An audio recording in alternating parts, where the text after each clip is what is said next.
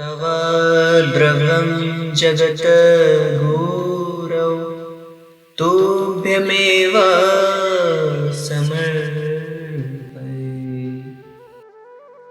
मानसिक भारसाम्य।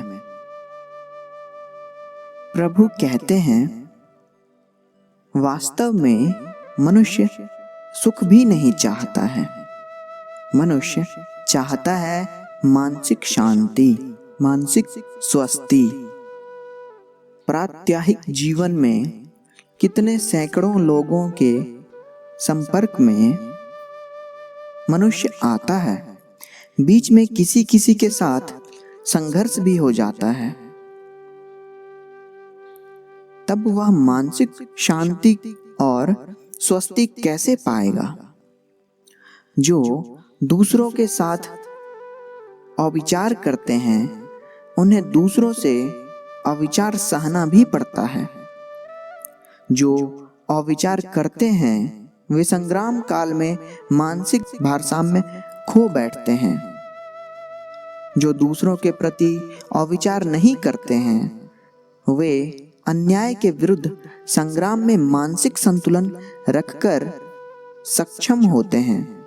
जो मानसिक शांति के अधिकारी हैं, उनका यह एक विशेष वैशिष्ट्य है।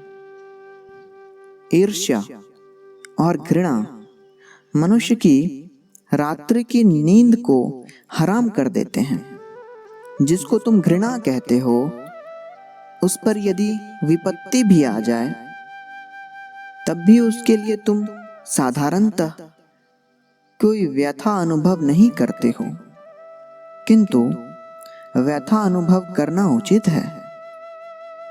इतना ही नहीं, चरम पापी के लिए भी तुम्हारे हृदय में अनुकंपा रहना उचित है। उसके लिए तुम्हारे हृदय में दुख बोध, संवेदना पोषण करना उचित है।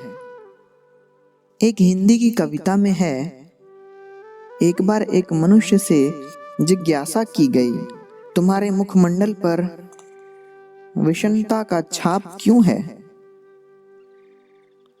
क्या तुम्हारा कुछ नुकसान हुआ है? तुमने क्या किसी को कुछ दान दिया है?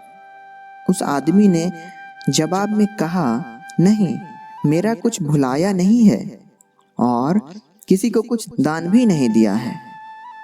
मैं विषन्नता बोध इसलिए कर रहा हूं कि मैंने देखा कि एक मनुष्य ने किसी दूसरे मनुष्य को दान दिया है। यह देखकर ही मेरा मुख विषन्न है। सोमी कहे सोमा से काहे मन मलिन, क्या कुछ गिर गया काहू के कुछ दीन। सोमा कहे ना कुछ गिरो ना काहू के कुछ दीन, दूसरे को दियो देखी के ताही मुख मलिन। ये जो ईर्ष्या, द्वेष, ये वृत्तियां मनुष्य के मन को अधः पतन में ढकेल देती हैं। इतना ही नहीं, जो मनुष्य चरम पतित या महापातकी है, जो चरम हतभाग्य है, उन्हें कभी घृणा नहीं करो। यदि किसी से घृणा करो तो उससे तुम्हारी अपनी ही मानसिक और आध्यात्मिक अधोगति होगी। भगवान बुद्ध कहते थे, अक्कोधेन जीने कोधं असाधुं साधुना जीने, जीने कद्रियं दानेन सच्चेन अलिक्वा दीनम। तुम्हारे लिए बुद्धिमानी है क्रोध को परिहार करना। अनैतिकता और मिथ्याचारिता के परिवेश में भी अपनी नीति से कभी विच्युत मत हो।